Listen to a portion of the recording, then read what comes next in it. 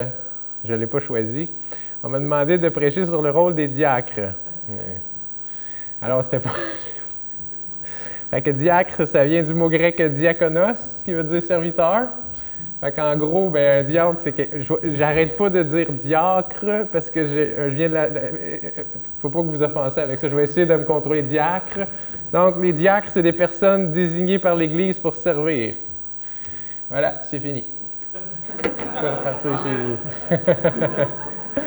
Parce que le premier défi avec un sujet comme ça, c'est de se demander comment on va en parler de manière à ce que ce soit une prédication, puis pas juste une offre d'emploi, là. Et donc, avant de rentrer là-dedans, laisse-moi prier juste un petit peu pour m'aider, pour nous aider, en fait. Donc, Seigneur, on s'approche de toi. On s'approche de toi parce qu'on sait qu'on a besoin de toi, mon Dieu. Je veux te demander de me permettre, par ton esprit, de pouvoir annoncer la vérité. Dans l'amour, je te prie d'ouvrir les esprits et les cœurs de ceux qui vont m'entendre pour que ce message-là serve à l'édification des saints, pour la gloire de ton nom et pour notre joie. Je te demande ces choses dans le précieux nom de ton Fils Jésus-Christ. Amen. Donc, comment qu'on prêche sur le rôle des diacres de manière pertinente pour tous les saints qui sont assis dans la salle. Et pour relever ce défi-là, on va lire le verset qu'on vient juste de lire. Étonnamment, Dieu fait les choses des fois un peu magiquement. C'est le même verset qu'on vient de lire. On va juste en lire un petit bout, ceci dit. Donc, dans Philippiens 1:1, Paul et Timothée, serviteurs de Jésus-Christ, à tous les saints en Jésus-Christ qui sont à Philippe, aux évêques et aux diacres. Aux diacres. On arrête là. Si on décortique un peu le verset, ce qu'on remarque, c'est ça parle de Paul. Paul, c'est un apôtre. Paul, fait partie de ceux qui vont poser les fondements de l'Église. Paul, non seulement c'est un apôtre qui a vu le Christ ressusciter, ce qui n'est pas tout à fait notre chance à nous. Paul, c'est un pharisien des pharisiens. Donc, c'est quelqu'un qui est extrêmement doué, c'est quelqu'un qui est extrêmement entraîné, c'est quelqu'un qui connaît la philosophie grecque, par exemple, c'est quelqu'un qui connaît la loi, qui est capable de vous l'énumérer comme ça sans problème. Non seulement ça, mais Paul est rempli du Saint-Esprit. Hein? Son ministère, c'est un ministère vachement important. Donc, Dieu l'a rempli de son esprit. Paul, c'est la crème de la crème, tu sais. Il y a un verset dans l'Apocalypse qui dit que le nom des apôtres est écrit sur les fondements de la muraille de la Nouvelle Jérusalem. Tu sais, c'est quand même un pas pire achievement d'avoir été de ceux qui vont protéger l'Église, qui vont la garder dans le territoire que Dieu lui a donné. Pourtant, ça commence Paul et Timothée, serviteurs de Jésus-Christ. Donc, Paul s'identifie à Timothée. Il se met avec Timothée, dans la même gang, dans le même groupe, comme étant un diaconos de Christ, un serviteur de Christ. Malgré qu'il soit un homme extrêmement doué, rempli du Saint-Esprit, apôtre, il s'identifie, comme Timothée, comme étant un serviteur de Christ. Puis ensuite de ça, son épître, c'est juste le début, il dit « à tous les saints en Jésus-Christ qui sont à Philippe, aux évêques et aux diacres ». Donc, c'est la parole de Dieu. Paul va parler par l'Esprit. C'est dans notre canon, cet épître-là. C'est la parole de Dieu, puis c'est pas seulement réservé à ceux qui sont la crème de la crème. Parce que Paul écrit aux saints. Les saints, c'est tous nous qui avons reçu le Saint-Esprit, aux diacres et aux évêques. Donc, l'Esprit de Dieu, quand il parle, il y a quelque chose à nous dire à tout le monde, même si on n'est pas un évêque ou un diacre. Cette espèce d'hypertrophie-là, de la distinction entre le prêtre puis les ouailles, là, c'est quelque chose qui est un excès du catholicisme. Dans le catholicisme, il y avait quelqu'un entre toi et Dieu. Il y avait le prêtre. Il fallait que tu te confesses, il fallait que tu fasses tes sacrements, il fallait que tu aies la dernière onction. Les prêtres avaient dans leurs mains un pouvoir immense. C'est une forme d'idolâtrie de la prêtrise, je veux pas, que ça l'a apporté, cet excès-là du catholicisme. Mais peut-être pour rendre le point plus clair, on pourrait utiliser une image. On est le corps de Christ. Mais si vous regardez bien ma main, avant d'être attachée à ma tête, Christ c'est la tête du corps qu'est l'Église, mais ça passe par le bras. Et là, quelqu'un pourrait déduire que ma main n'est pas connectée à la tête sans le bras. Comme on pouvait penser avant que les ouailles n'étaient pas connectées à Dieu sans le prêtre. Mais ça, c'est oublier que dans notre corps, il y a les nerfs. Et que les nerfs partent tous du cerveau et qui traversent tout le corps et que chaque membre du corps est connecté directement à la tête. Et donc, on est tous saints, on est tous dans la même gang. Où c'est que je m'en vais avec ça? Mais peut-être une autre image, peut-être vous vous souvenez dans les couloirs de l'école secondaire, il y avait un étudiant qui portait une banderole marquée brigadier. Je ne sais pas si vous avez connu ça, là, mais l'étudiant avait comme rôle de garder la paix dans les corridors de l'école. Et mon point, c'est cela, c'était encore un étudiant. Et donc, les diacres puis les évêques, c'est des brebis, eux aussi, hein? Ils ne sont pas transformés en fins renards rusés, ils ne sont pas transformés en grands lions, ils ne sont pas des super... C'est des brebis avec une petite banderole. C'est pas des surhommes. Restez avec moi, vous allez voir, c'est simple. Si les diacres sont des brebis comme nous, qui n'ont comme distinction que cette petite banderole-là, et qui sont en plus appelés à être des modèles, mais si on arrive à bien montrer en quoi le rôle du diacre est glorieux, indirectement, on est en train de nous exhorter tout le monde. Puisqu'on est tous des brebis, ce qui est bon pour la brebis qu'on appelle le diacre, c'est bon aussi pour la brebis qu'on appelle le saint. Donc, comme ça, on peut parler du rôle des diacres de manière à édifier tout le monde, et pas juste à faire une offre d'emploi. Donc, c'est en gros, qu'est-ce qu'on va faire ensemble? On va faire graviter le message autour d'Acte 6. Acte 6, là, avec les hellénistes puis les Hébreux qui s'astinent parce que le manger distribué aux veuves, ça crée de la bisbille. Bon, je suis conscient, que le mot diacre n'apparaît pas dans ce passage-là. Si vous allez le lire, vous n'allez pas lire le mot diacre. Je suis conscient aussi que l'Église ne prend pas ce passage-là comme étant quelque chose de normatif pour les diacres. Ceci étant dit, dans ce passage-là, il y a des principes que les diacres sont appelés à incarner, à modeler puis à donner en exemple. Donc, on va décortiquer ce petit passage-là de manière à bien comprendre en quoi les diacres ont un rôle essentiel. Essentiel, pas au sens où c'est les seuls qui le font, mais essentiel au sens où ils font ce qui est essentiel pour toutes les brebis. Vous comprenez un peu l'introduction? All right. On va espérer que oui, parce que là, on passe au prochain, au prochain petit message. Commençons donc en lisant Actes 6, 1 et 2. En ce temps-là, le nombre des disciples augmentant, les hellénistes, ça c'est les Grecs, là, murmurèrent contre les Hébreux, parce que leurs veuves étaient négligées dans la distribution qui se faisait chaque jour. Les 12 convoquèrent la multitude des disciples, puis là, le reste, on va voir ça tantôt. Donc, qu'est-ce qu'on peut déduire de ce passage-là? Vous lisez ça dans votre Bible, c'est bon, OK, il y avait de la bisbille. Quelle déduction on peut faire légitime quand on lit ça? Bien, les disciples ont l'air débordés. C'est un peu l'esprit du message. OK, les disciples, ils en ont un peu ras le pompon. Ils ne sont pas capables d'être partout en même temps. Et donc, Dieu demande à son Église de réaliser beaucoup d'œuvres, beaucoup d'actions, beaucoup d'activités. L'Église de Dieu, c'est un endroit où il se passe beaucoup de choses. Pour que les apôtres, rappelez-vous, sont remplis du Saint-Esprit. Ils sont quand même débordés. Et donc, ça va être notre premier bout qu'on va regarder ensemble. Dieu commande à son Église beaucoup d'œuvres, toutes très précieuses. C'est comme dans un jardin. Si je travaille dans un jardin, je ne fais pas juste arroser les plantes. Hein? Pour travailler dans un jardin, il faut, j'ai regardé ma femme souvent, il faut sarcler, il faut creuser la terre, il faut préparer la terre, il faut planter, il faut arroser, il faut émonder, il faut fertiliser, il faut déplacer les plantes des fois, parce que, c'est beaucoup d'activités pour un seul jardin. Donc, il y a un truc qu'on appelle le jardin, beaucoup d'activités, un truc qu'on appelle l'église, beaucoup d'activités. Et je me suis fait une liste, mais j'aurais pu prendre la liste de Will, la liste qu'il nous met là. Non, mais c'est quand même assez rempli, il y a beaucoup de choses à faire. Donc, il faut prêcher l'Évangile dans l'église, il faut affermir la compréhension des saints, il faut proclamer la vérité, il faut la transformer en adoration, il faut apprendre à s'aimer les uns les autres, il faut purifier notre témoignage. Name it, il y en a encore plein. Donc, dans l'Église de Dieu, il y a une multitude d'activités toutes très précieuses. Et donc, pour ça que Paul, il court. Pour ça que Paul, il ne marche pas et il n'apprend pas relax. Paul, il court. Il court. Il court parce qu'il y a beaucoup de choses à faire. Donc, un saint qui est réveillé, c'est un saint qui court. Il y a une vie très chargée, le saint qui est réveillé. Il se couche le soir et sa liste est encore pleine. Puis Pierre, il nous dit la même chose. Car si ces choses sont en vous, je ne sais pas si votre mémoire vous amène à vous rappeler qu'est-ce qu'il y a avant, la sagesse, la patience, c'est long, toutes les vertus qu'on doit développer. Car si ces choses sont en vous, et ils sont avec abondance, elles ne vous laisseront point oisifs, ni stériles pour la connaissance de notre Seigneur Jésus-Christ. Donc, pourquoi on a des TV? Pourquoi on a des radios? Pourquoi on a des selles?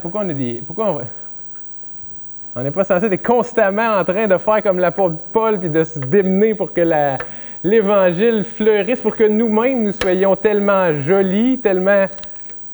On pète tellement que les gens nous regardent, ils ont quelque chose de précieux, eux autres. Puis là, je suis en train d'écrire mon sermon, puis je me dis, tabarouette, le Père était en train de mettre un fardeau épouvantable sur les épaules de ces pauvres brebis-là. Et c'est pas ça mon objectif. Parce que rappelez-vous, c'est quoi la nourriture de Christ? Hein, la nourriture de Christ, c'est de faire la volonté de son Père. Si vraiment le christianisme, c'est la religion qui est vraie, si c'est la vérité, ça veut dire que la vie éternelle est rentrée ici-bas, là. La vie éternelle est descendue dans cette espèce de vie moribonde qui est la nôtre en tant que morts vivants qui attendent juste la mort. La vie éternelle est parmi nous. Et donc, nécessairement, ça va entraîner un débordement de vie. Nécessairement. La vie éternelle entre dans le pays de la mort. Hein? Et c'est une bonne nouvelle. C'est pas comme s'il y avait une liste de tâches fastidieuses à accomplir. Là. C'est pas de même qu'il faut le voir. C'est un festin. C'est un festin auquel on est appelé à participer. Parce que vous avez probablement eu cette grâce-là dans votre vie de vous sacrifier pour un autre, pendant un moment difficile. Puis, si vous êtes chanceux, vous vous êtes rendu compte que soudainement, tous vos soucis personnels, puis votre angoisse de la mort, puis même la tendance naturelle qu'on a au péché, c'est quelque chose qui recede, qui recule. Ça prend de moins en moins de place. Quand on sacrifie, c'est payant. C'est là qu'on vit pour de vrai. Ce que Paul essaye de nous dire dans Romains, dans le fond, si vous vivez selon la chair, vous mourrez. Mais si par l'Esprit vous faites mourir les actions du corps, vous vivrez. Donc, ce n'est pas un fardeau. C'est quelque chose qui va vous faire goûter à la vie éternelle, la charité, le sacrifice, d'œuvrer pour le royaume. Donc, il ne faut pas le voir comme un fardeau. On est censé d'accomplir la volonté de Christ avec joie. Si on le fait en rechignant, c'est qu'il y a quelque chose qui ne va pas bien. Et donc, c'est la possibilité qui nous est donnée. Le fait qu'on travaille dans le jardin de Dieu, c'est la possibilité qui nous est donnée de goûter à l'assurance de la vie éternelle. Croyez vraiment que vous avez la vie éternelle? Mais sacrifiez votre vie, puis vous allez le sentir qu'il y a quelque chose dans vous qui déborde de vos aspirations un peu pathétiques d'être humain mortel. C'est une bénédiction, l'assurance. Rappelez-vous que nos ancêtres de l'Église primitive ridiculisaient les empereurs romains en affrontant leur supplice, en chantant des cantiques, puis avec le gros smile. Puis ceux qui étaient autour de l'empereur, ils étaient un peu impressionnés. Et tu n'arrives même pas à les faire pleurer. Ils chantent des cantiques. Mais ils étaient remplis de l'assurance. On a la foi si on est sauvé, on le sait. Mais est-ce qu'on a l'assurance de la vie éternelle? Ça vient par le sacrifice, par la mortification de la chair. Ça fait un peu bizarre comme expression, mais c'est ça l'idée du sacrifice. C'est que tu sacrifies ton soi pour les autres. Ça devait être quelque chose quand même. Je veux dire, de voir les chrétiens chanter des cantiques pendant qu'ils étaient en train de se faire bouffer. Il n'y a pas une preuve plus flagrante que c'est vrai. Puis ça, c'est le test de la puissance. C'est pas le test de la clarté théorique, là. Ce que ces gens-là croient, c'est vrai. Regardez qu'est-ce qu'ils sont capables de faire. Et c'est ce que Paul dit à Timothée quand il parle des diacres. Hein? Il leur donne une liste de critères, puis il finit en disant ceux qui remplissent convenablement leur ministère s'acquièrent un rang honorable et une grande assurance dans la foi à Jésus-Christ. C'est différent de savoir qu'il y a un festin de l'autre bord de la porte. C'est différent de savoir que tu as le droit de participer à ce festin-là, que ton prix d'entrée il est là. Puis vous êtes capable de comprendre ça. Si on y croit vraiment, si on exerce la foi, veut pas, ça va nous énergifier. Je ne sais pas comment dire autrement. C'est de l'incrédulité qui nous rend selfish, retourner sur nous-mêmes, puis on essaie d'écouler nos jours dont pénibles en attendant la mort. C'est pas à ça qu'on est appelé. On est appelé à participer au jardin de Dieu. Et c'est une bonne nouvelle, c'est un grand festin. On peut se pencher un peu sur la liste des apôtres si on revient dans notre contexte, là. Les apôtres, il faut qu'ils s'occupent de la parole, il faut qu'ils prient, il faut qu'ils prennent soin des saints. Là, c'est ce qu'on a lu dans notre passage. Là, il y a des veuves qui sont vraiment veuves en détresse. Ils ont besoin de manger, il n'y a plus personne, ils n'ont plus d'argent, ils n'ont plus de revenus. Puis d'un autre côté, tu as l'affection des Grecs pour les Grecs, l'affection des Hébreux pour les Hébreux. Ça crée une division dans le corps de Christ. Il y a des murmures, on commence à parler les uns contre les autres. Et là, les apôtres, ils ont juste une bouche, là. Qu'est-ce qu'ils vont faire? Qu'est-ce qu'ils vont sacrifier dans toute cette liste d'activités-là merveilleuses que l'Église est appelée à accomplir? Il faut qu'ils laissent de quoi de côté. Ils ne peuvent pas parler deux choses en même temps. Là. Vous comprenez un peu le défi qu'il y avait à relever. Et Dieu soit béni parce que la réponse, c'est ils ne vont rien sacrifier. Ils vont pas dire on va sacrifier la parole pour servir ceux qui ont vraiment faim, puis on va pas sacrifier ceux qui ont vraiment faim pour servir la parole. Non, qu'est-ce qu'ils font? Qu'est-ce qu'ils font? Bien, ils demandent de l'aide. Ils appellent à la coopération. Ils appellent les disciples et ils disent là, il y a un problème, vous êtes des brebis dans le même camp que nous autres, là. Désignez quelqu'un pour aller servir aux tables. Et donc, le premier point, c'était que l'Église a une liste d'activités glorieuses, précieuses à accomplir. Le deuxième point, c'est que ça nous force à coopérer. Et là, on va passer un peu de temps là-dessus. La coopération, c'est un peu ça que le diacre est appelé à modeler aussi. Hein? Il coopère avec les anciens. Et donc, dans la coopération, il y a une gloire, il y a une marque, la sagesse de Dieu. Je veux juste, pour qu'on apprenne à aimer la coopération, essayer de passer un petit peu de temps là-dessus. Bon, l'exemple le plus simple visuel que je peux vous donner, c'est merveilleux d'avoir une épaule. Je peux signaler des choses, bye-bye. Mais je ne peux pas me gratter le nez, par exemple. Hein? Donc, c'est bien fait, un corps humain, parce que oui, le swivel d'épaule, il va partout, mais le bras est long un peu, puis là, il y a un coude. Là, le coude coopère avec le bras. Ah non, le coude coopère avec l'épaule, et là, je peux aller gratter mon nez, je peux me nourrir, je peux faire... C'est merveilleux, le corps humain, ça fonctionne sous le mode de la coopération. Pensez à vos orteils quand vous marchez. Si vous n'aviez pas d'orteils pour retenir l'inertie de votre corps qui va par en avant, probablement que ce serait plus laborieux de vous déplacer du point A au point gauche. Pensez à vos yeux, vous avez 2 yeux, vous avez donc la capacité de voir la profondeur de champ, c'est merveilleux, vos yeux coopèrent. La coopération, c'est partout, partout, partout dans la nature.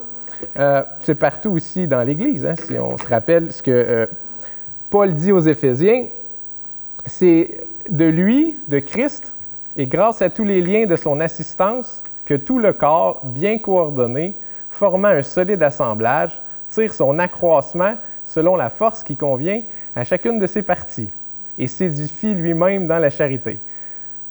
Quand je vous disais que Paul, c'est un gars brillant, mais juste cette phrase, se péter les dents sur cette phrase-là, c'est fascinant comment il y a beaucoup d'éléments dans une phrase très courte. Il n'y a rien qui est inutile là-dedans. On va juste focusser sur 2 petits points. Selon la force qui convient à chacune de ses parties. C'est juste ce bout-là du verset que je regardais avec vous. Ça implique qu'il y a des différences entre vous et moi, puis entre vous aussi. Il y a des choses que j'ai que vous n'avez pas, vous avez des choses que moi j'ai pas, puis c'est la même chose avec tout le monde. Il y a une différence dans le corps de Christ. On n'est pas des post-timbres, on n'est pas des timbres-postes toutes pareils, on n'est pas créés en série par une machine, ça c'est les cultes qui font ça. Non, on a gardé toutes nos distinctions, puis l'édification du corps de Christ, c'est quand ces distinctions-là sont coordonnées entre elles. Je peux essayer de donner un coup de poing comme ça, puis je peux utiliser juste mon épaule, hein? Puis mon coude, puis mon triceps. Mais tu sais, je peux aussi donner un coup de poing en partant du sol, en poussant avec mes orteils, ma cheville, mon mollet, ma cuisse, ma fesse, mes abs, mon pec, tic, tic, pac. Vous connaissez le one-inch punch? Vous avez jamais entendu? Tu déplaces et tu coordonnes tous tes petits muscles, puis la vélocité de ton poing à la fin est vraiment supérieure que quelqu'un qui fait juste ça comme ça avec son épaule. Mais c'est un peu la même chose avec le corps de Christ, c'est de coopérer puis de se coordonner les uns les autres. C'est comme ça que le corps de Christ il vit, c'est comme ça qu'il s'accroisse. Puis là, la sagesse de Dieu est présente là-dedans, puis je veux vraiment taper sur ce clou-là, puis je veux vous montrer que la sagesse de Dieu est immuable, puis que cette idée-là de coopération est tellement fondamentale, on la retrouve partout, partout, partout dans les Écritures. Pensez à Genèse 2. Genèse 2, 18, quand que Dieu il remarque qu'il n'est pas bon que l'homme soit seul. Puis là, qu'est-ce qu'il fait? C'est la dernière créature. Hein? Il va créer la femme, le pinacle de la création, la cerise sur le Sunday. Puis elle sert à quoi, la femme? En toute humilité, c'est une aide adéquate pour l'homme. Autrement dit, l'objectif de la création de la femme, c'est la coopération. Ça nous indique, c'est quand même un peu important. Pensez à la famille. Dieu a institué la famille. Vous n'êtes pas né avec un numéro d'assurance sociale dans un grand groupe humain anonyme. Vous êtes né dans une famille, une petite cellule fermée, et on est tous appelés à coopérer les uns. Vous le savez très bien, quand on ne coopère pas, ça ne va pas très bien, on s'arrache les cheveux de sa tête, mais quand c'est le temps de faire le ménage à la maison, puis tout le monde marche, puis fait sa job, pouf, ça va beaucoup plus rapidement. La famille, la coopération, ça va ensemble.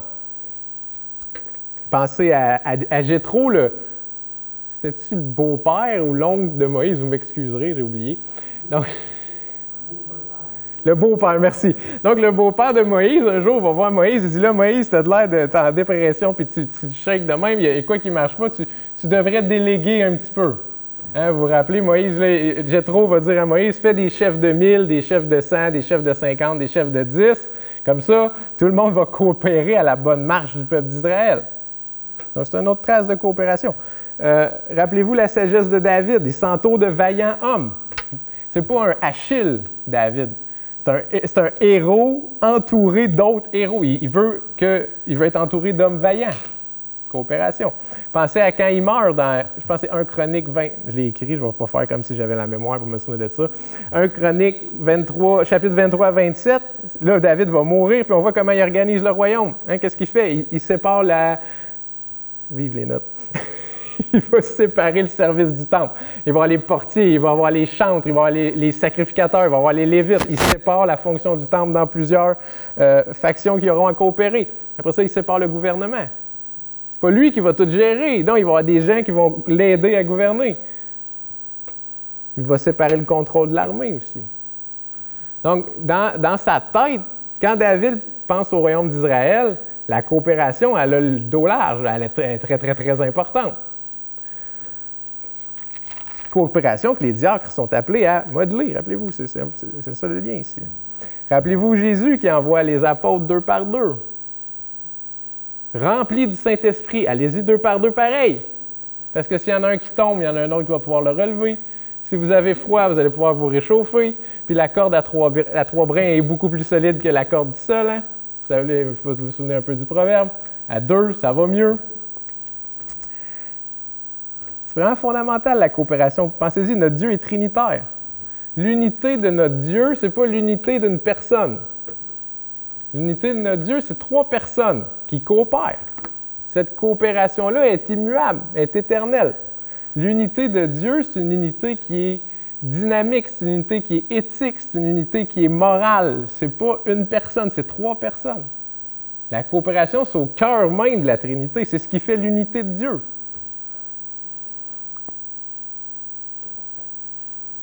Puis finalement, j'ai dit que la femme, c'est la dernière création, soit, mais il y en a une deuxième, hein, le corps de Christ, quand Christ s'est incarné. Il a fallu que la nature humaine de Christ soit créée. Et l'œuvre la plus excellente que Dieu va accomplir, le salut des êtres humains, la réconciliation de nous avec notre Créateur, c'est quelque chose qui passe par la coopération. Hein. C'est les 3 personnes de la Trinité qui travaillent à notre salut. Dieu envoie le Fils exécute l'œuvre, puis le Saint-Esprit nous donne les bénéfices, les mérites de Christ. Donc, le salut, c'est l'œuvre de la coopération. Dans l'Église, il y a beaucoup de tâches à accomplir. Ça nous amène à cette idée-là qu'on ne doit pas être des vases clos, mais travailler tous ensemble. Comme Dieu nous le montre, comme Dieu le rend manifeste un peu partout dans la création, la coopération est glorieuse. Donc, le salut, c'est quelque chose d'individuel. Ceci dit, trompez-vous pas. On n'est pas sauvé en gang, on est sauvé une personne à la fois. Le salut, c'est individuel, mais le but du salut, c'est la communauté. Le but du salut, c'est de se tourner vers l'autre, c'est pas de rester dans notre individualité.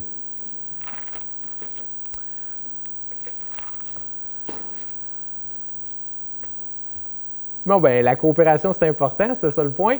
On pourrait continuer à taper sur le clou, par exemple. On pourrait se poser la question, qu'est-ce qui arrive quand on ne coopère pas? Ça, si on comprend vraiment à quel point c'est tragique de ne pas coopérer, peut-être que ça va nous rendre encore plus précieux dans notre cœur, cette idée-là de coopération. Et c'est ce qu'on va faire rapidement, en regardant justement notre histoire avec Jéthro. Qu'est-ce qui arrive quand on ne coopère pas? le beau-père de Moïse, Jéthro, lui dit « Ce que tu fais n'est pas bien, tu t'épuiseras toi-même et tu épuiseras ce peuple qui est avec toi. » Ça doit nous amener à comprendre que c'est possible de trop travailler. Tantôt, je vous exaltais le travail, l'œuvre, la charité, le sacrifice comme étant une chose merveilleusement, puis c'est vrai. Par contre, ce que ce passage-là nous indique, c'est qu'on peut trop travailler. On travaille trop quand il manque de coopération, justement. Hein, il est là le lien. Là. Donc, si on ne coopère pas, ce qu'on apprend dans notre passage, c'est qu'on va se faire mal à soi-même. Pensez-y, si vous travaillez trop, même dans un ministère chrétien, là, si vous travaillez trop, vous allez vous épuiser, vous allez vous mettre à murmurer. Les autres ne le verront peut-être pas. Si vous avez un papier poker face, le monde ne remarqueront pas que vous êtes finalement rempli d'amertume à cause de votre service. Puis, Dieu, il le voit, par exemple. Ces anges, ils le voient aussi, probablement. Puis les démons aussi, ils le voient.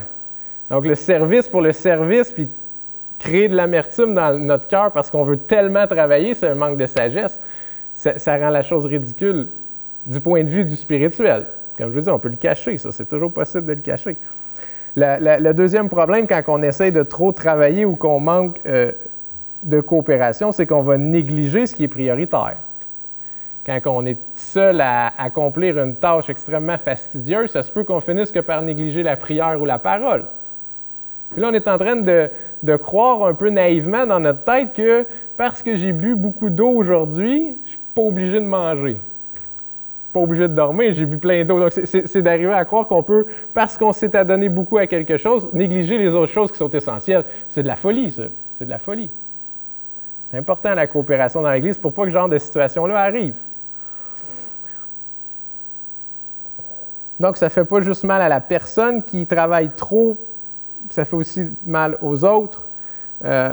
Imaginez un ancien qui a plutôt un rôle de diacre, il y a tellement de choses à faire, il y a tellement de tâches matérielles, morales à accomplir, qu'il en vient qu'à négliger la parole de Dieu. J'ai une image qui m'est venue quand je pensais à ça, c'est comme si on avait un berger qui prend extrêmement soin de ses brebis. Et il s'assure qu'ils sont très bien peignés. C'est ceux qui ont bien mangé, quand ils se font mal, il s'approche, il va les aider à marcher, puis il les amène, puis il est vraiment dévoué pour toutes ses brebis, tellement qu'il n'arrive pas à la bergerie avant la nuit. Puis que là, en chemin, il a perdu le but de ce qu'il devait faire, qui n'était pas nécessairement d'amener les brebis à être en santé là, mais c'était de les amener dans la bergerie, là. Donc, c'est de cette manière-là que quelqu'un qui travaille trop va finir que par perdre le but ultime vers où il devait aller. Je ne sais pas si ça... Ouais, sûrement que ça fait un peu de sens. Il faut arriver à la bergerie avant la nuit. Puis, entre-temps, si tu as le temps de prendre soin des brebis, vas-y. Mais sacrifie pas l'un pour l'autre. Finalement, que ce soit un saint, vous savez que vous êtes des saints, tout le monde ici qui a le Saint-Esprit, vous êtes des saints. Puis c'est pas orgueilleux de dire ça, c'est que vous avez été sanctifiés, mis à part par Dieu. Donc, qu'il soit question d'un saint, qu'il soit question d'un évêque, qu'il soit question d'un diacre, si vous négligez votre famille pour votre service, vous êtes pire qu'un infidèle. Puis, quand il est question de sagesse, là, dans les rôles, dans les critères plutôt pour devenir évêque ou diacre, le fait qu'il parle de la vie familiale, moi, je trouve ça extrêmement brillant. C'est fou comment que ça révèle des choses, la manière dont on traite ceux qui sont proches de nous. C'est là qu'on est le plus transparent, malgré nous même. Donc, je trouve ça, que ce soit pour diacre ou pour évêque, c'est important comment tu traites ta famille. C'est là qu'on voit que es-tu capable de prioriser de la bonne façon. Chose qui est extrêmement importante pour la suite de l'emploi, oserais-je dire. Donc, l'Ecclésiaste nous avait déjà enseigné ça. Il dit, mieux vaut une main pleine avec le repos que les deux mains pleines avec souci.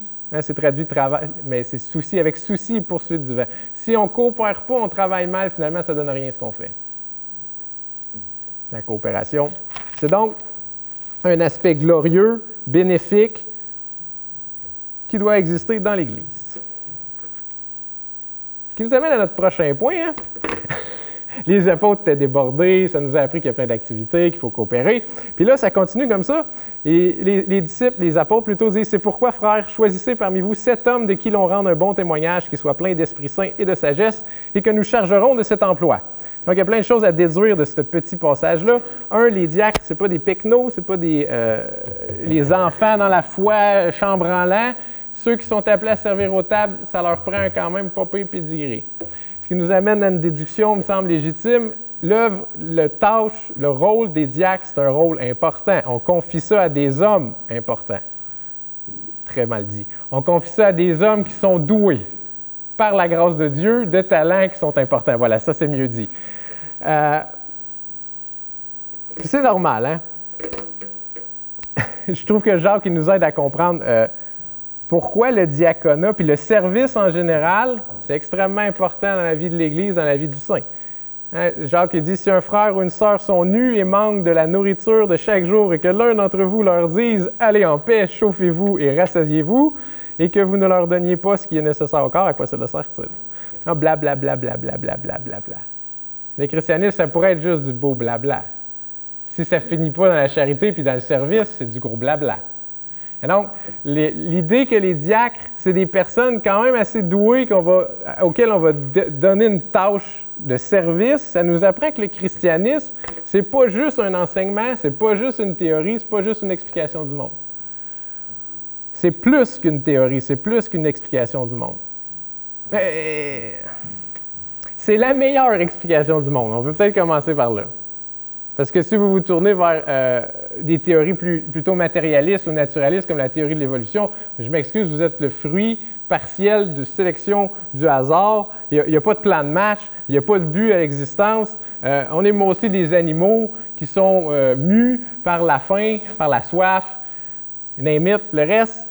That's it. Il n'y a pas de but. Parce que le hasard, quand il crée par hasard, il ne donne pas une fonction aux choses. Hein? Ça arrive comme ça, puis ça s'en va dans le futur. Puis finalement, la théorie de l'évolution fait de l'être humain quelque chose d'assez médiocre.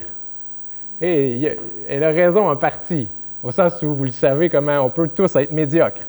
Ceci dit, il y a aussi une gloire dans l'être humain. Une gloire que peut-être l'humanisme... cette idée-là que l'homme va se sauver par la science, l'éducation, par l'estime de soi, puis par soi-même, autrement dit. Peut-être que ça, c'est l'autre extrême des théories humaines. La théorie de l'évolution, on est juste des animaux voués à la décomposition. De l'autre côté, on est des demi-dieux qui allons amener le salut de l'humanité par nos réflexions rigoureuses. Donc, les deux théories, ils ont des visions vraiment partielles de l'être humain.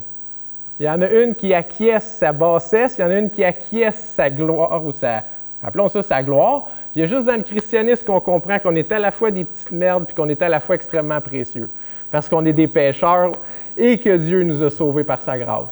Donc, on a les deux extrêmes réconciliés dans le christianisme, puis il n'y a rien d'autre qui vous proposera cette explication-là du monde. Donc, le christianisme, c'est une explication du monde extrêmement puissante. Ceci dit, ça n'arrête pas là. C'est plus qu'une explication du monde. Ce que Paul essaie de nous expliquer quand il écrit aux Corinthiens. Il dit « Ma parole et ma prédication ne reposaient pas sur les discours persuasifs de la sagesse, mais sur une démonstration d'esprit et de puissance. » C'est quoi l'effet de la théorie dans la vie concrète? C'est ça le test de la puissance. Et le christianisme, c'est plus qu'une théorie, parce que le christianisme, il va montrer une puissance réelle. On pourrait prendre notre temps, tant qu'à toute la civilisation, toute l'entreprise civilisationnelle des êtres humains, là, toutes les inventions, les idées qu'on a essayé d'amener pour nous sortir de notre marasme, ça n'a pas fonctionné. Les gens aujourd'hui ne sont pas plus heureux qu'avant. Ça fait 2000 ans qu'on essaie de, bien plus que ça, depuis toujours, de rectifier. C'est quoi le problème? Ça ne marche pas. C'est ça le test de la puissance. Les inventions humaines ne marchent pas. Il n'y a aucun péché qui a été aboli. D'ailleurs, il n'y a aucun péché nouveau, je pense. Mais bref, les efforts civilisationnels, si on les mesure à leur puissance, on comprend tout de suite que c'est du vent, que c'est un mensonge, que c'est faux. Tandis que ce que nous propose le christianisme, c'est que si vous mettez votre foi en Christ, le Saint-Esprit va rentrer dans votre vie et vous allez être sanctifiés.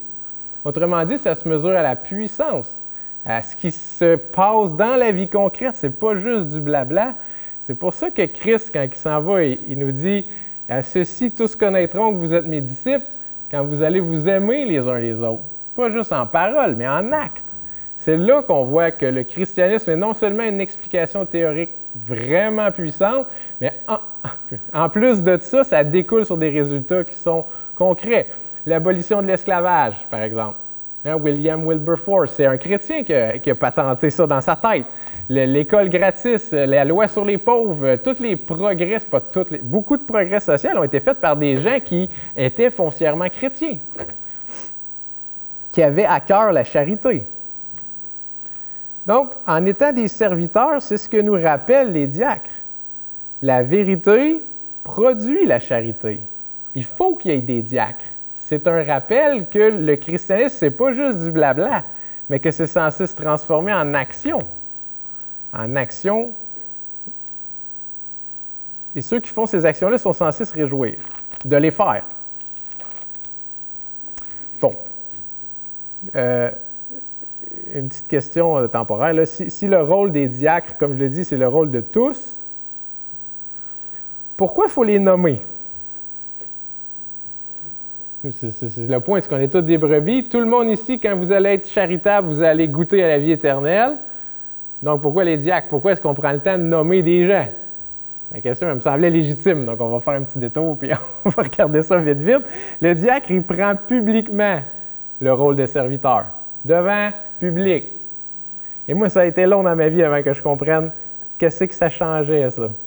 De faire les choses devant public. Tu sais, parce que tu deviens redevable, finalement. Ça va t'aider à honorer ton rôle si tu te dis devant tout le monde que tu vas aller passer à la tondeuse. Parce que les gens, ils vont te regarder, là, tu sais, tu deviens redevable. Puis, comme ça a été un mystère longtemps dans ma tête, c'est quoi l'idée de faire les choses en public? Bien, on va juste donner d'autres exemples où le fait de faire la chose en public, ça la rend plus c'est plus facile de l'accomplir, disons. C'est comme ça, pensez au mariage. Combien de fois qu'on a entendu les gens dans notre entourage, ça ne sert à rien de te marier, c'est rien qu'un papier, tu restes en couple ouvert. Non, mais quand tu le dis devant tout le monde pour le meilleur et pour le pire, là, c'est ton honneur que ça engage. Bon, ça ne pèse pas bien lourd dans la balance, l'honneur, là, dans cette culture de l'estime de soi qui est la nôtre, là. Mais quand même, tu l'as dit, tu ne te rappelles pas, il y a 20 ans, pour le meilleur, pour le pire.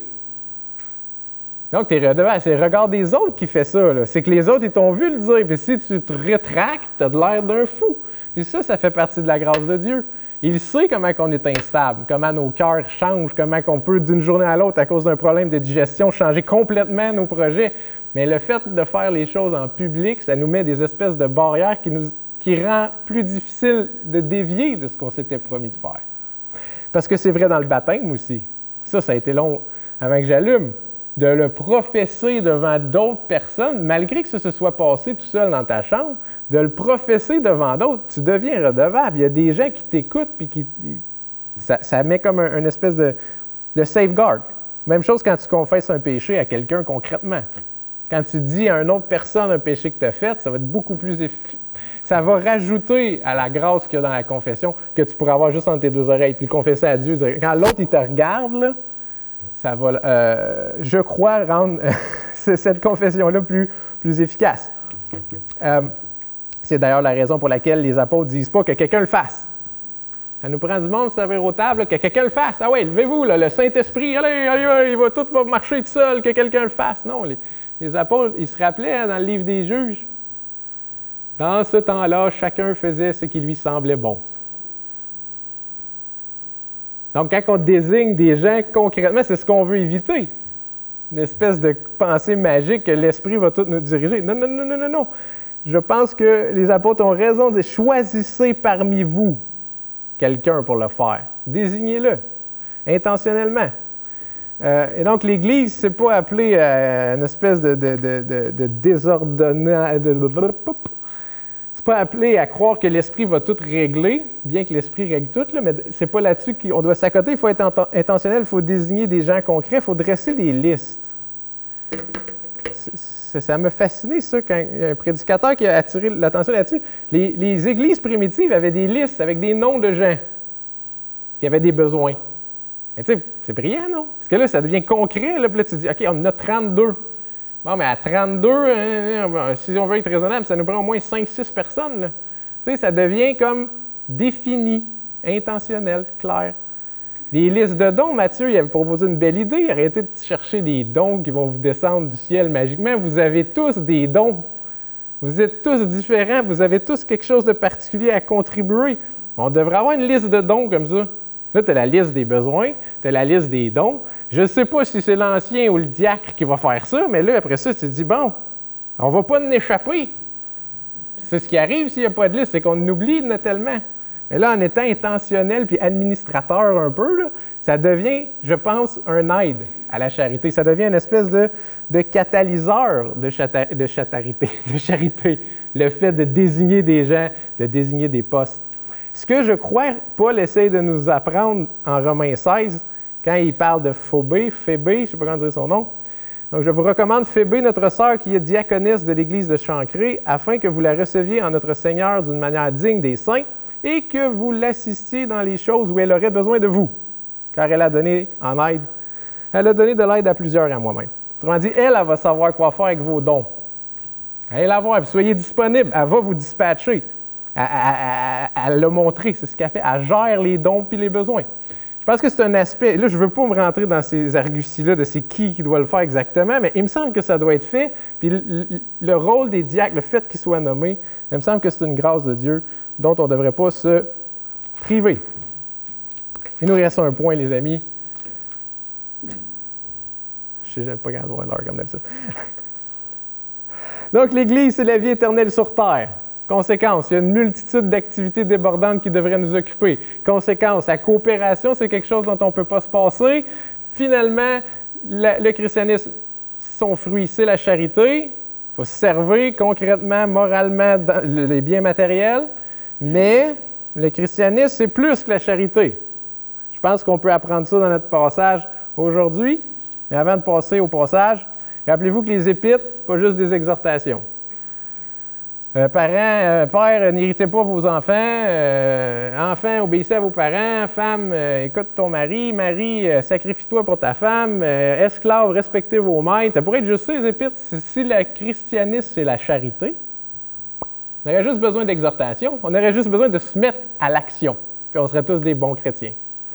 Mais non, dans les épîtres, il y a toujours deux bouts. Il y a la doctrine, puis après ça, il y a le petit mot magique « donc », puis là, il y a l'exhortation. Et donc, le christianisme, c'est pas juste des actions charitables d'être gentil puis fin avec tout le monde, parce qu'il y a des gens beaucoup plus charitables que moi, qui existent, mais qui n'ont aucune espèce d'idée et ils n'ont aucune espèce de reconnaissance envers Dieu. Donc, le christianisme, c'est plus que la charité. Et le rôle négatif des diacres, pas négatif au sens où mauvais, là, mais ce qui servent ultimement, c'est pas servir les saints, c'est de libérer les anciens, pour que les anciens puissent se livrer à la parole, puis à la prière, puis enseigner correctement. Et donc ça nous apprend que dans le christianisme, la vérité, c'est très important. Il n'est pas convenable que nous laissions la parole de Dieu pour servir aux tables. Nous continuerons donc à nous appliquer à la prière et au ministère de la parole. Là, j'ai collé deux bouts de versets ensemble, vous m'excuserez. Donc les diacres servent à libérer les évêques, les anciens, pour qu'ils s'appliquent à l'exhortation puis à l'enseignement. C'est ce que Paul dit à Timothée. Applique-toi à l'étude, à l'enseignement puis à l'exhortation. Il ne dit pas, va sauver la veuve et l'orphelin. Pourtant, c'est ça le témoignage qui pète le plus aux yeux du monde. Ah, le gars, il se dépense, il meurt presque de faim, tellement qu'il se livre au secours de la veuve et de l'orphelin. Ça, c'est la chair qui parle comme ça. Étudie la parole, proclame la parole. Puis là, le monde, il te regarde, il dit, voyons donc, pourquoi ça sert d'aller à l'église quand tu peux servir la soupe populaire? Tu perds ton temps, man. Ce qui est important, aider les autres. C'est pas ça que Paul dit à Timothée. Enseigne la vérité. Parce que dans le fond, la charité, c'est le fruit. Puis un fruit, ça a une racine. Puis la racine de la charité, c'est la vérité. Puis si vous suivez mon raisonnement, puis si on se fie un peu à Jean 15, « Je suis le cep, vous êtes le sarment, celui qui demeure en moi et en qui je demeure porte beaucoup de fruits, car sans moi, vous ne pouvez rien faire. Donc, pensez à votre voisin là, qui vous amène des tartes. Là. Pensez à votre... Je vais vous donner une liste. Là. Un militant zélé pour la justice sociale. Pensez à Gandhi. Pensez aux pharisiens qui donnaient la dîme de tout ce qu'il y avait. Ils étaient charitables, les pharisiens. Pourtant, ils ne croyaient pas en Christ. Ils n'étaient pas hantés en Christ. Et donc, leur charité, c'était une œuvre de néant. Pourquoi? Capable de répondre à cette question-là? Pourquoi, quand quelqu'un qui n'est pas en Christ fait une œuvre charitable, pourquoi c'est une œuvre de néant? Pourquoi ça ne plaît pas à Dieu? Est-ce que c'est clair dans votre tête? Qu'est-ce qui manque?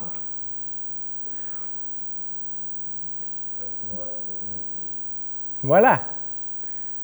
Les gens charitables, il y en a partout, surtout au Québec. Il y en a partout. Mais ce n'est pas toutes des charités qui glorifient Dieu. Au contraire, ils font ce que Adam a fait avec Ève. C'est quoi le péché de Ève? Elle a été séduite, puis elle a écouté le serpent. Puis Adam, il arrive, tu sais, c'est Ève, c'est la mère de tout le monde ici. Là. Tu sais, c'est la cerise sur le sundae, puis là, il regarde Ève, il est comme... Qu'est-ce que tu as fait? Là? Mais là, Ève, il l'aime.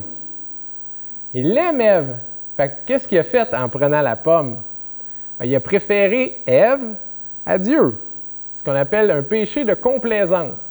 Mais c'est ça la charité sans la vérité. C'est que tu honores les êtres humains, mais tu oublies Dieu. Ça ne peut pas fonctionner. Ça serait exactement comme...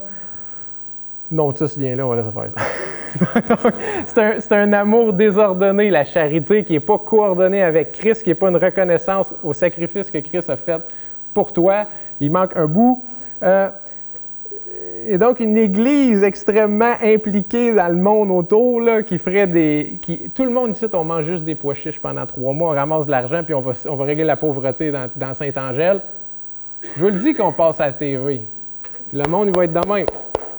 Bravo, bravo, ça, c'est des bonnes personnes. Si on ne prêche pas l'Évangile, on est en train de devenir une synagogue de Satan. Parce qu'on encourage le monde à dire, bien, Dieu est là pour vous donner ce que vous désirez naturellement. C'est pas vrai. Christ n'est pas venu pour nous donner ce qu'on désire naturellement. Ce qu'on désire naturellement, c'est... Lui, là, il faut qu'il s'en aille, parce que je ne peux pas faire ce que je veux. Christ n'est pas venu nous donner ce qu'on désire. Christ il est venu donner son sang pour nous. Le sang qui pompait dans ses veines, qui était dévoué entièrement à la charité. Tout ce que Christ faisait, c'était charitable. C'était l'amour de Dieu sur terre. Puis son précieux sang, là, il ne l'a pas gardé dans ses veines, il l'a répandu pour enlever le péché puis nous laver, tous ceux qui ont mis leur foi en lui. C'est ça le but de l'œuvre de Christ. Il aurait pu résoudre la pauvreté, il aurait pu ramener la justice dans la place publique. Il ne l'a pas fait. Le monde le suivait pour le pain. Puis là, il devenait sévère puis il retournait de bord. Vous êtes ici pour votre ventre. Qu'est-ce que vous cherchez? C'est la vie éternelle. C'est grave l'enfer, là. Ça ne sert à rien de remplir le bedon de quelqu'un. Si tu n'y annonces pas qu'il est destiné à l'enfer parce que c'est une créature injuste et qu'il a besoin de la... Pensez-y si on disait ça à la TV. Là. On s'est tous sacrifiés, on a mangé des pois chiches pendant 6 mois, on a ramassé tout cet argent-là, on a ramené tous les pauvres de Saint-Angèle, on les a nourris, puis là, on leur a enseigné que c'était des pécheurs destinés à l'enfer qui allaient avoir à se convertir et à croire en Christ pour goûter à la vie éternelle. Je vous garantis que la radio et la TV, ils s'en vont tous. Puis que là, soudainement, on va être pas mal moins hot. Parce que Christ, la croix, c'est un scandale. C'est un scandale pour ceux qui ne sont pas régénérés.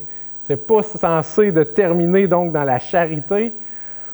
Laissez-moi revenir là-dessus. Le christianisme termine dans la charité, mais il commence dans la vérité. La vérité, c'est la racine. La charité, c'est le fruit. On n'est pas appelé à produire des œuvres, mais des fruits. Il faut être hanté dans le cep. Et voilà. Il me reste une objection, une conclusion, puis là, je ne sais plus le temps qu'il me reste, donc je vais vite. Si le christianisme était venu amener la justice puis abolir la pauvreté, je m'excuse, mais le christianisme est faux parce qu'il y a eu 2000 ans pour essayer. Ça n'a pas marché. Fait que si c'est ça le but de l'Église chrétienne, d'amener la justice, la charité sur terre, ça n'a pas marché. Il dit, quand il va revenir, là, Christ, là, il va y avoir des guerres, des bruits de guerre, des tremblements de terre, des famines. Donc, c'est pas d'abolir ça le but, là. Il faut aider les gens le plus possible, mais il ne faut pas que ça nous fasse perdre de vue que l'important, c'est la gloire de Dieu. C'est ça qui va être déterminé à la fin, ce qui va arriver. La pauvreté, la misère, la maladie, tu sais, Dieu est amour, là.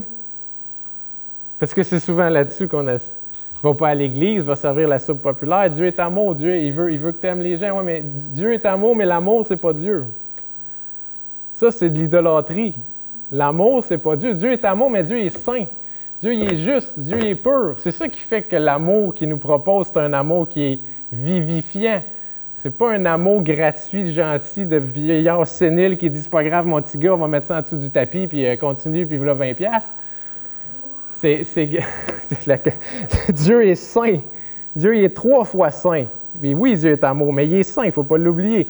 La pauvreté, la misère, la maladie, l'injustice, vous pensez que c'est parce que Dieu est impuissant que ça arrive?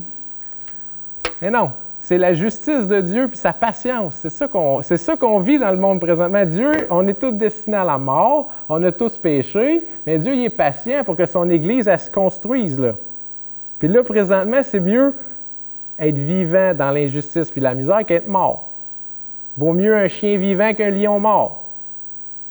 Le temps que la bonne nouvelle fasse sa job et qu'il ramène un reste pour que l'humain il soit glorifié à côté de Dieu puis que le diable arrête de dire « ça marche pas ton truc, ça marche pas ton truc ». C'est pas vrai que c'est très bien, mais oui, ça va être très bien, les amis. C'est la gloire de Dieu qui le détermine, pas nos désirs.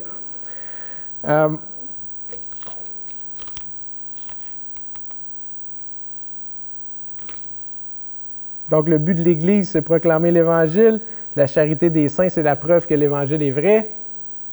En rafale, comme ça, quelques points là, pour conclure. La charité est au service de la vérité, comme les diacres sont au service des anciens. C'est ça le principe tout le temps.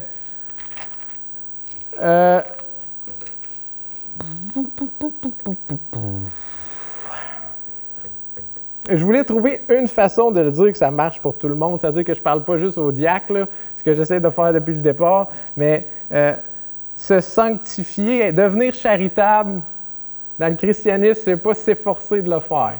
Ce n'est pas s'efforcer de détester le péché.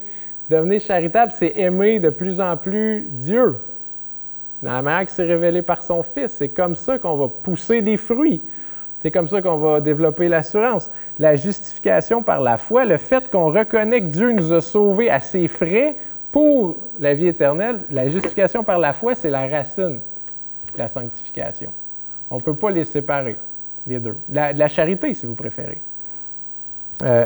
Et donc, l'Évangile, ce que les diacres nous ont appris, humblement, au moins, il y aurait sûrement d'autres choses qu'on aurait pu dire, c'est que l'Évangile, ce n'est pas juste pour la conversion.